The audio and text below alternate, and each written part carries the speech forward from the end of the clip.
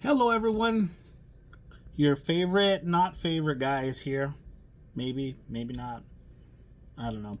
But hey, first and foremost, I want to thank everyone that has taken the time to watch my videos. I think there's like 15, 17, 20 of you. Whether you're watching it or not, I appreciate the follow or like of the page. I don't know. Um, but thank you for your support. I've gotten a little bit of feedback from a couple of people. So big shout out to those who have reached out to me to let me know, that their message has connected with them on one level or another. Again, I'm just a regular person. I don't really know what I'm doing. I If you're just if this is your first video, a little bit of the backstory is I was at church, kind of a back and forth battle. Um, while at church, there was a series going on about asking Jesus for your calling, and I had a couple of events that happened, and I describe it in a couple of the past videos of kind of what took place and what encouraged me to start making these videos. It's more like a vlog or a journal about my experiences at church and the messages that how I interpret them, and then I kind of just apply them to my life and just see and hope that it carries across through the camera here and makes it into your heart, one way or another. This week at church, they discussed the pastor discussed. Yeah, and I have a hard time with this pastor. I feel like a lot of times I go to church and I end up leaving church with more questions than when I came into church. And it's not necessarily that it's a bad thing. It's just how my mind processes things. I tend to be skeptical of some things, believe it or not. I mean, I can go all out about some aliens and some like ancient text and stuff. Don't get me wrong, but on the opposite side of the spectrum, there's just a lot of contradictions, that when in the moment I question how real this message is, and it could just be the interpretation from the pastor in that sermon. Different pastors kind of interpret things or try to apply them in different ways. I grew up Catholic. I used to be an altar boy. I used to walk to church every day, by myself. My family didn't really participate much in it, but I was raised Catholic. I was baptized in a Catholic church. I had my communion and everything in a Catholic church. I have all my sacraments through Catholic church. And I used to really connect with it on a deep level. And I felt like for many, many years, it was like my safe space. And then life kind of happened, and it snowballed into a lot of frustration for God and religion and support, and trying to understand like why were bad things happening to me growing up. And a lot of it was self-inflicted, but at the same time there was a lot of it that was out of my control. And when you're a kid and you're trying to understand the universe, and you're trying to understand God, and you're trying to understand, you're kind of taught like, pray and focus your energy on trying to communicate with God or the Holy Spirit, and really try to allow them into you so that you can feel the presence, and then maybe gain something from that. Maybe it's clarity, maybe it's a different understanding, maybe it's a message that comes across. It's unique, but religion, I went through this short period of time in my life where religion, I was trying to find a way to debunk everything. I went down a rabbit hole of the Bible and kind of where it came from, and I understand that man wrote this, and it's been changed throughout history. There was more to it. that many other books that were removed at some point or another. You have kings that, the King James that altered it, and you have people of power that were, trying to. People lived by the Bible back then, so people were trying to find a way to find someone that would accept interpreting a message in their favor. When it came to divorce, or it came to divine intervention, or whatever it was, people are always trying to find a way to connect with it, but in a way that benefits them. Not necessarily that it's right, but in a way that benefits them. And it's kind of all over the place. And for me, it's really hard to dive into it, because I hurt myself, my own feelings, trying to answer a question and then run into another question and another question. And I've asked different pastors, different people of faith, and it kind of goes down to the generic Disney answer, and that's you believe because you believe. And I get it, but that doesn't help me connect with something. I have to understand it. God gave me a mind that it won't allow me to just accept something. I have to understand its purpose, and there's purpose for me in finding that purpose. And it sounds silly, but for me, it's always led to this labyrinth of dead ends. I'm just in this maze, and I'm turning left and it's a dead end. I'm turning right, it's a dead end. I'm running 3 feet forward and realizing I need to go 3 feet back, and try this all over again. And I always end up right back at the beginning. And one day it just came to me. I'm like, maybe it's this way by design. Maybe the way that we're taught, it's in order for us to keep seeking, we have to be lost in the journey, right? Religion becomes that oasis that we are clawing to, in the desert, trying to get a sip of water. Because things are happening in our life and we don't understand why it's happening, and so we look to religion to try to help us understand that. It's like, you have a bad dream and you're trying to find, how to interpret that. And if you go online and why am I having this nightmare, you're going to get 100 different interpretations of what that means. It means, this person misses you, or it means you have unfinished business. It means that, a loved one from beyond is trying to contact you. It means that your guardian angel, and there's all of these different interpretations, and it's like, well, which one is real? What's valid? How do I connect with something on a spiritual level that's going to help me understand what my position is in life and why I'm in that position, right? 2017, one of the hardest years of my entire life. And it was because I lost my dad that year, and I lost my grandfather that year. My 2 male role models I lost in the same year, and within months. And it was really hard to accept God for who he is. Because in that moment I was so angry. Because my whole life I've been seeking the attention of a male role model, male figure, and for most of my life I didn't have it, and then I had it again, and even while he was here I was still trying to fight for it, and then boom, gone.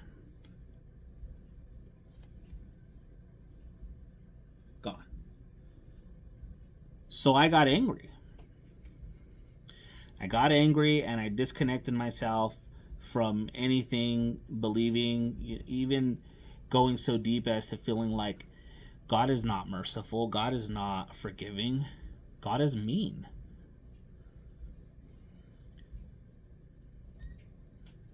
Like, I genuinely felt that way in that moment.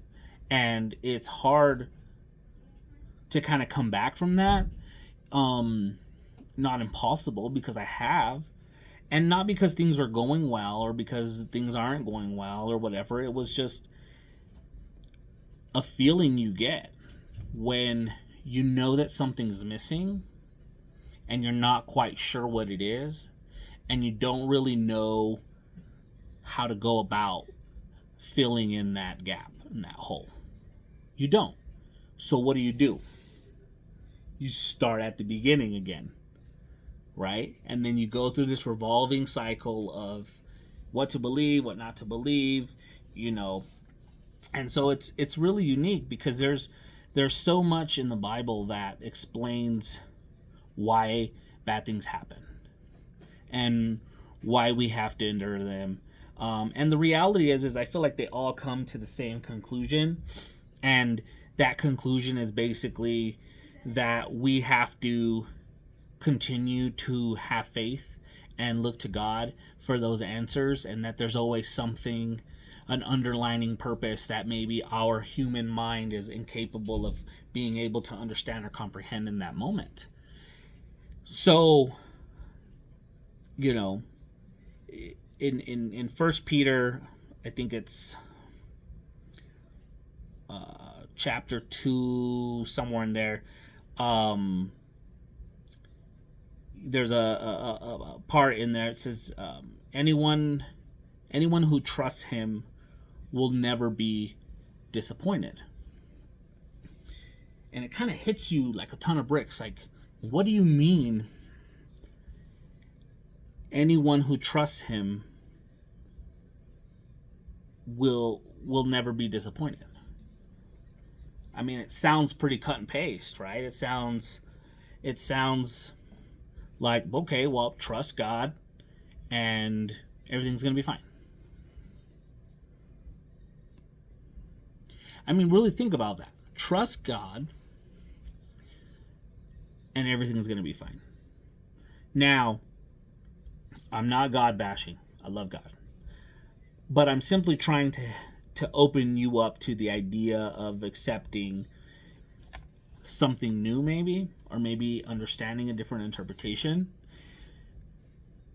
When you're a parent, and I hope that many of you watching this are parents, as you are parenting your child, there's a lot of things that you have to do and sacrifice to provide for your family and for your children. Your kids want everything.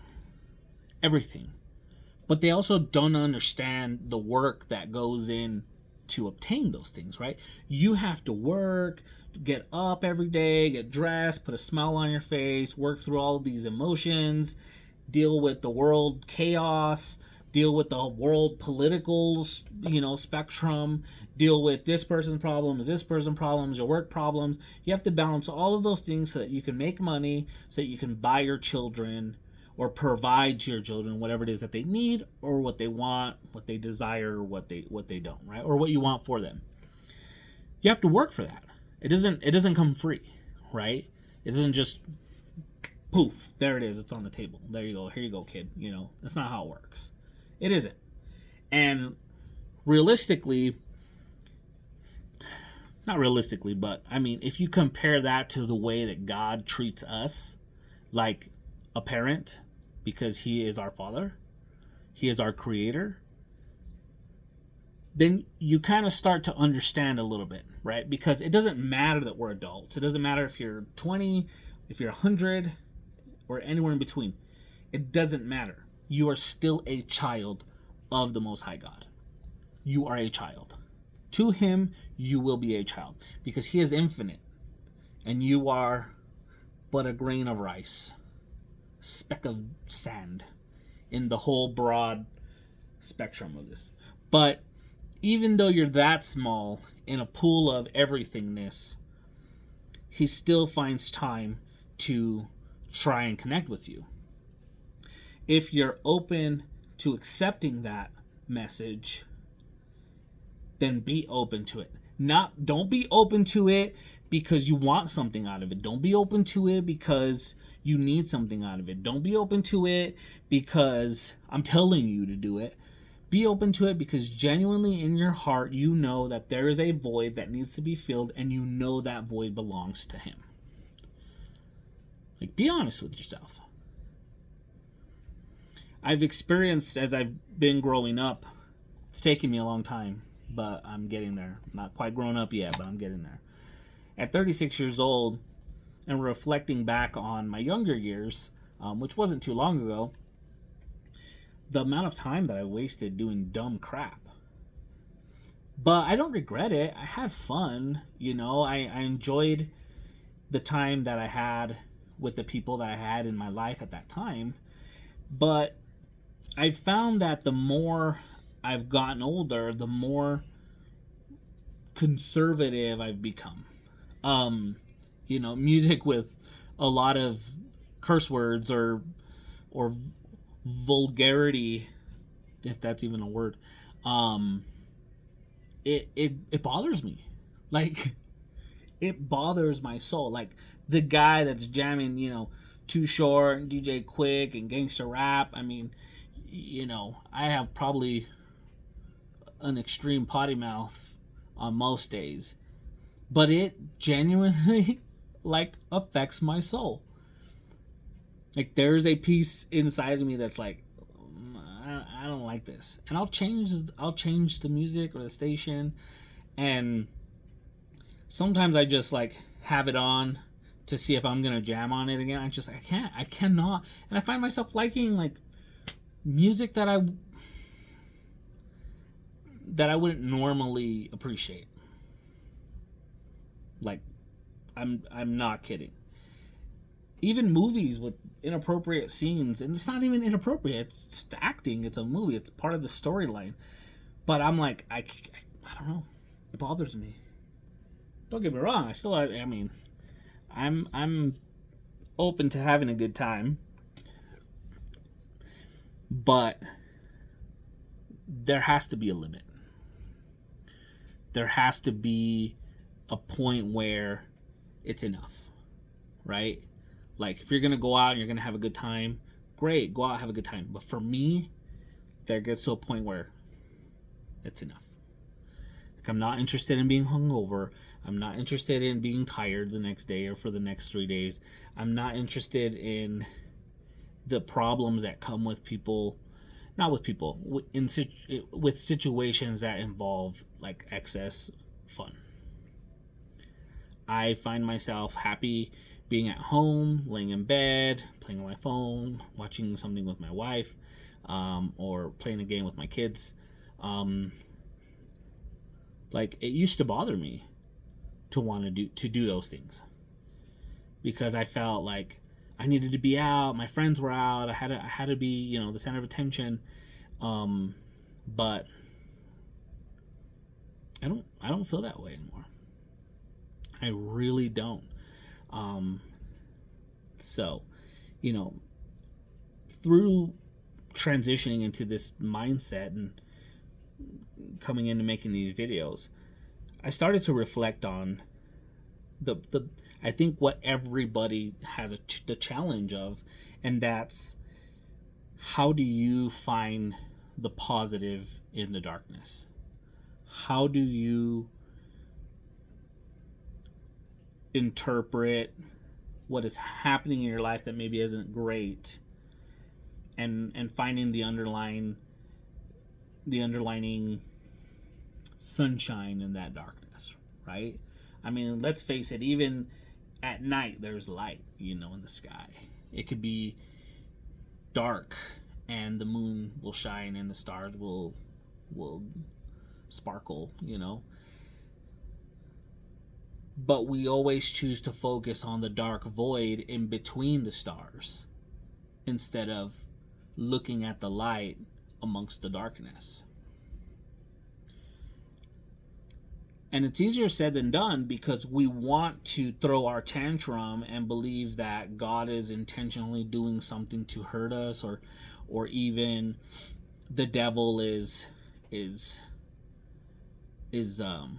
finding a way in your life to stir things up. And maybe he is. I mean, and that also might be why music is starting to not sit well with me. And I love music. I mean, I do. I love music. You know, Lucifer was a god of, or not a god, he was an angel, a fallen, thrown away, cast away. But he was of music and sound. And it kind of makes you wonder, like, with how our music is now and how we react to it and how we connect to it, every message in music is a step towards getting us separated from him. I mean, forgive me, that literally just came to me, so I felt the need to share that, but I digress. That'll be a topic for another video, I guess. But how do we find light in darkness? And it's really going to be an independent journey that you're going to have to go on and find the answer that works for you. It's hard for me to sit here in this camera and make this video, because inside sometimes I'm just like, but then there's this other part of me that's like, no, you need to do it, you need to share this, you need to say it. Maybe this is my therapy, I don't know. But how do you find it? How do you find the light in the darkness? And I think we really go about it the wrong way, because what we do is we focus on the dark void in between the starlight, right? And we're so focused on the dark, we fail to see all of the millions and billions and trillions of stars around that dark void that we're focusing on. My dad passing is probably one of the only times in my life where I've really, really, really cried. I have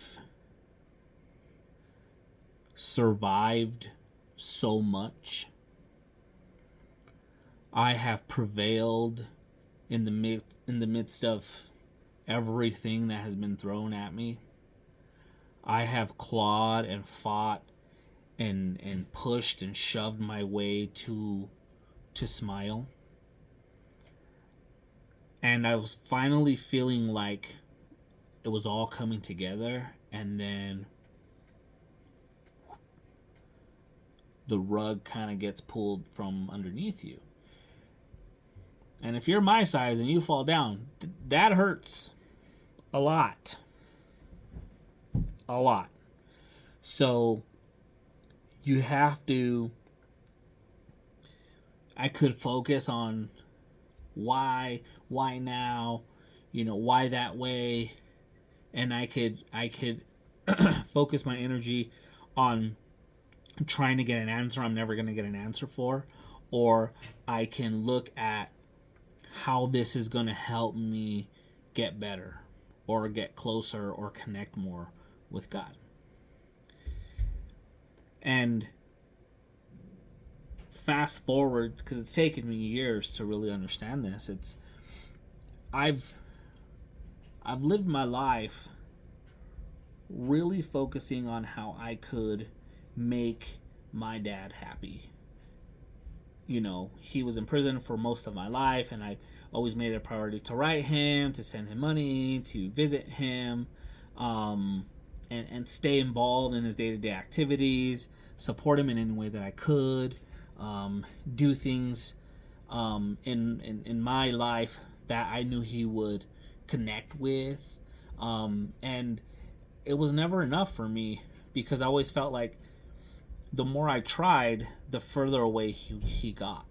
I have a lot of siblings, and many of us needed attention. And I think I didn't think, but he told me, because I tried to have this conversation with him before he passed, and I said, Dad, why do you always hang out with them, but you never want to hang out with me? And he looked me in my eyes and he said,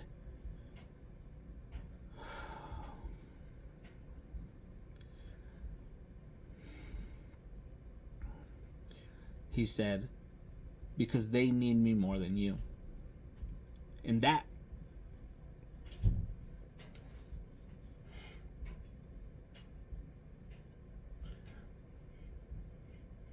broke my heart. It broke my heart because I had been doing for years all of this to try to get something from him. And in that moment, I realized I was never going to get it. When he got locked up, he was in there for 12 years. And I was a sophomore in high school. I was playing football because I knew he wanted me to. And I remember getting my letter in the mail over the summer from Sunnyside High School in Tucson, and it was for freshman football camp, and it's for training and conditioning, weight training. And he was so excited when he opened that letter, and he was like, "Oh, I've been invited, to participate," and I did it because not because I wanted to, but because I knew it would make him proud. And I've always been more of a social guy. I've been, in a younger sense, I've connected well with women, just socially. I've never taken to.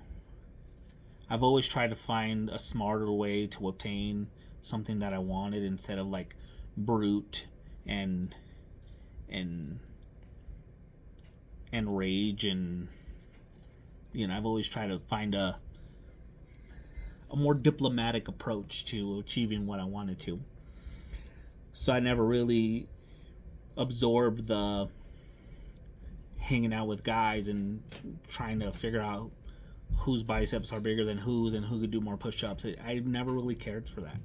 I've never really felt the need to prove to other men that I was capable of doing something or not capable of doing something, because it didn't matter to me. Like, good for you. Like,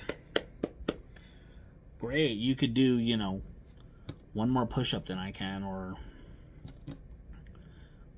you made out with more girls than I did. I mean, I don't know. Like, I don't care. I don't.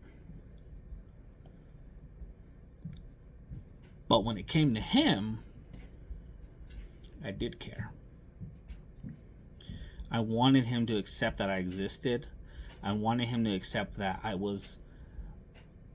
wanted to be like him in some ways.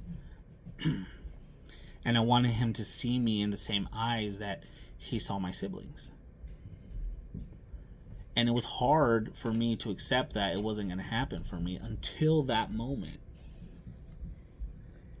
After he got locked up, it was football and he was gone and I didn't know what to do with my life. I was a teenager, 15, 16, trying to just get through school and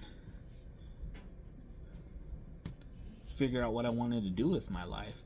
And I got depressed and I started eating and drinking soda and just not taking care of myself anymore. And I've struggled with it till this day. I've created so many habits from all these years that I can't shake them off. And it's not his fault that, I had a problem eating, uncontrollably. I mean, partly to blame, but not entirely his fault. You grow up and you understand that your actions are creating the reality in which you are living. And you also have the ability to correct that behavior. But we find it easier to just stay in our safe space. And not even that it's space, it's just what we know and what we're comfortable with, right? Like, working out sucks. Like, it sucks. Can't breathe. Like, your body hurts all the time, you know. And on the contrary, people are like, well, you know, if you eat really poorly, your body hurts all the time, you have gas all the time. Yes, absolutely. There's pros and cons to everything, right? But working out doesn't taste good, but tacos do. Burritos do. Hamburgers, pizza, pasta. They do. They taste good. Lifting weights does not taste good. But it makes you look good. So, I mean, take the good with the bad. Take the good with the bad, right? So, you know, fast forward through that experience in my life. My dad gets out, you know, gets married again, breaks promises to us again. Still looking to have a relationship, and then fast forward a little bit more, he develops cancer and has an operation, doesn't make it through, passes away. We bury him on Father's Day 2017. Broke my heart. Broke my heart. Broke my grandfather's heart so much that he gave up his fight with cancer, and he literally said, I want to go be with my son. And he let go. He let the cancer take over. And he'd been fighting cancer for like a year and a half before that. And he was doing well. He was doing well. And he looked good. He lost some weight. He's going to his treatments. He was looking really good. And he just stopped wanting to exist here. And, you know, fast forward, and August came, the same year he passes away. And I was so angry because there was so much more that I wanted to say or do, and I didn't know how to handle it in that moment, and I was immature, and I didn't, you know, my father's funeral, at a service, they asked us if we would go up and say something, and none of us said anything. And let me tell you, I wanted to go up there and say something. I had a whole thing in my head to go and say something, but I didn't. I didn't say anything because I was mad at him for leaving. Because once again, for me, even in his death, he did what he wanted to do, and I felt like he should have still been there here with us. And if he would have just fought a little bit harder, he would have been with us. But it was easier for him to just say, you know what, I'm going to go on. They don't need me anymore, because he would say that. And he left us with the same problems, if not worse now, because now we're grown up. And so I kind of looked around at my siblings in that moment. And I was like, all right, well, one of you say something, since he had to give you guys all the attention all the time. And it was completely immature of me. I didn't say that to them, but that's what I was feeling inside. You know, everybody needed him, everybody wanted him, but nobody had anything to say for him on his behalf. And although I did, I didn't. So it makes me equally, you know,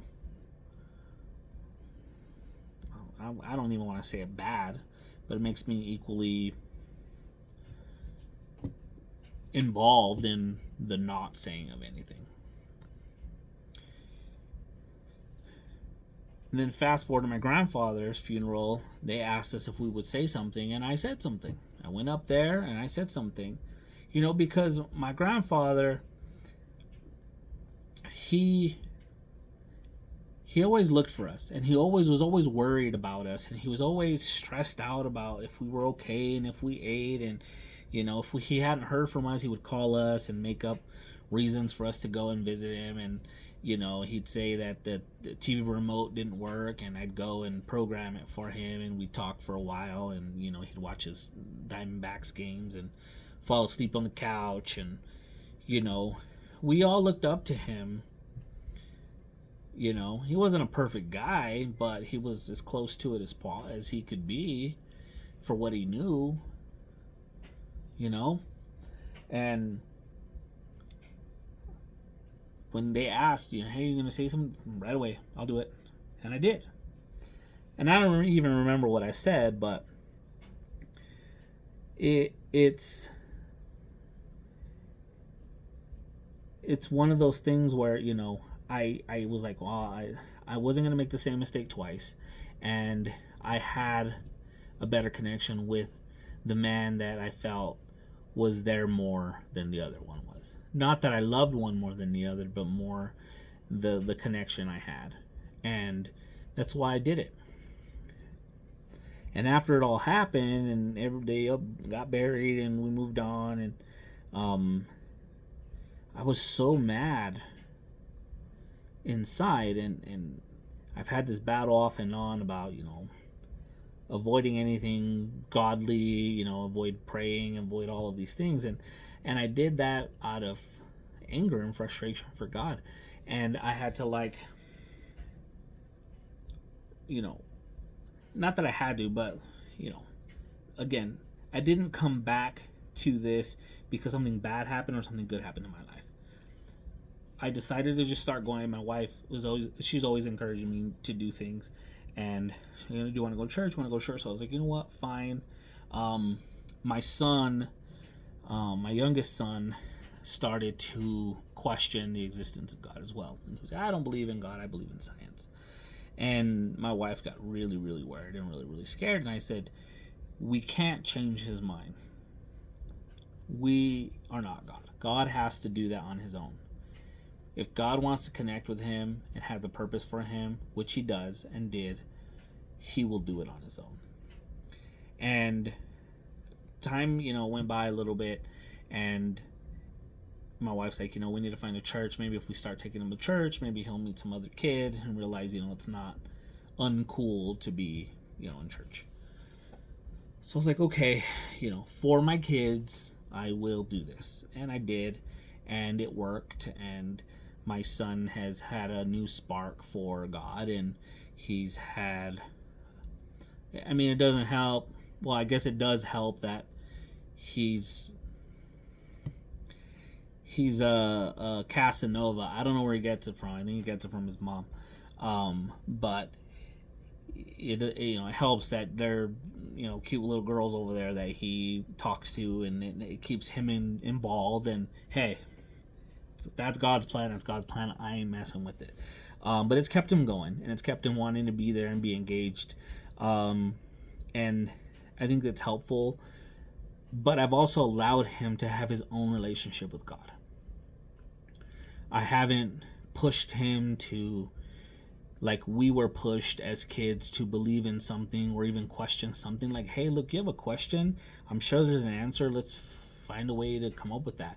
But I may interpret that differently than you did. So it's kind of one of those journeys that I'll watch you from a distance, and I'll make sure that you're safe.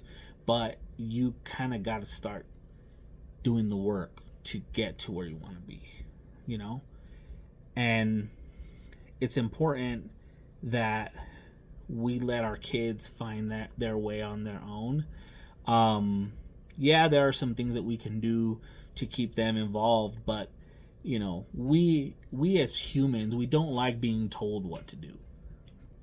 And I don't know if God put this in us, but we have free will. We have the ability to make decisions about what we want to do and what we want to pursue. Sometimes it works in our favor, and many times it doesn't. But we have the ability to make those decisions, and we have to trust that our kids will follow a path of righteousness. But we also have to trust that God will do something in their life that will get them onto that path. We have to trust that God is going to do something on his behalf to connect with our children, which are his children, that he let us borrow.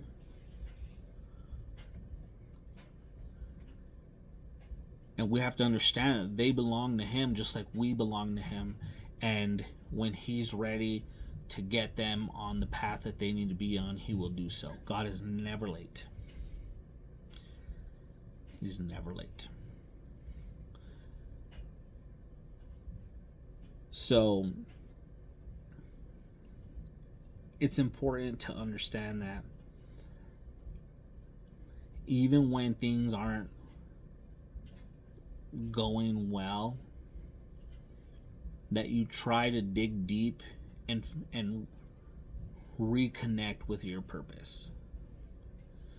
There's a reason why God puts people in your life and takes people out of your life.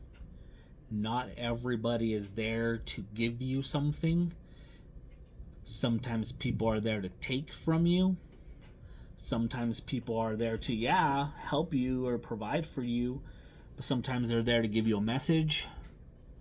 Not everybody in your life's going to be there for a lifetime, maybe just a season. I mean, these are all things that people say, wise people say, and it's not a cliche and it's not a joke, it's true. I mean, how many people have you encountered in your life that you have a deep connection and a memory with that you'll never forget? And it could be a negative experience. It could be an ex, an ex-husband, ex-girlfriend, boyfriend. It could be, a problem with a parent or a coworker, or some person on the side of the road, or you got flipped off on when you're driving. I mean, whatever it is. Not everybody is here to give you good vibes. In order to appreciate the good things, you have to endure the bad things. Because if everything was easy, then what would be the purpose? We'd all just exist for what? If we were all on the same playing field, doing the same thing, gaining the same thing out of it, then there's no layers to life. And I prefer the way it's going now, where we can all find ways to work with each other, but at the same time pursue our own paths in life. So I'll leave you with that, and I hope you got a little bit out of it, and I shared a little bit of me. Do your best, and that's all you can do.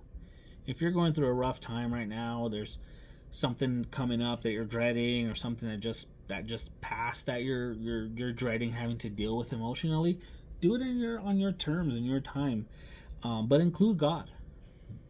Include him. It's not gonna hurt. Include him. Remember, anyone who trusts in him will not be disappointed. Trust that good things are going to happen. Trust that things are going to get better. Trust that there is something to learn in the midst of that setback. Right? I mean, I was so mad the other day. My wife's headlights, they keep going out. I don't know what the heck. And I keep spending money to replace the bulbs. And I was so angry because I was trying to get the stupid bulb out and scratching up my hands. And I swear nothing is ever easy when it comes to these things. And I was so mad. I was like, Jesus is just trying to punish me. I tell my wife jokingly. And she was like, find the positive in this. And I was like, you know what? You're right. And I said, I am grateful that out of all the things that could have gone wrong with this car, the only problem I've ever had was replacing the dang headlights. There are people that don't have a car or have struggles every day with their vehicle or engine or transmission or electrical, whatever it is, and I'm complaining because the headlights burn out. And she was right. Hopefully she doesn't watch this and hear me say that, but she was right. And sometimes I get frustrated and I get hard-headed and I kind of like tunnel vision and I focus on the bad instead of understanding the underlying problem, but also understanding the message that's in there, right? How do I interpret this problem, find the positive part of that, absorb it, and then use that as the energy to fuel me to overcome this obstacle? So I'll leave you with this. It's 1 Peter chapter 3, verse 12. And he says, "The Lord sees the good people and listens to their prayers, but the Lord is against those who do evil." It's also in Psalm 34:12 through 16. If you're trying hard to do good, no one can really hurt you. But even if you suffer for doing right, you are blessed. Don't be afraid of what they fear.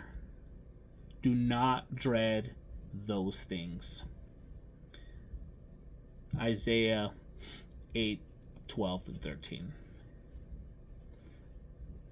But respect Christ as the Holy Lord in your hearts.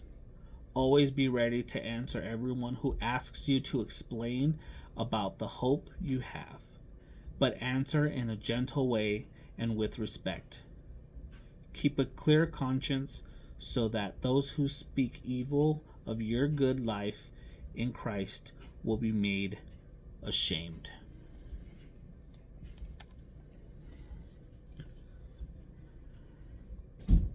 Amen.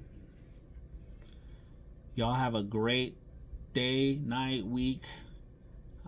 Look forward to making another video soon. God bless you all. Take care. Take care of yourself, most importantly. And God bless. Talk to y'all soon. Good night.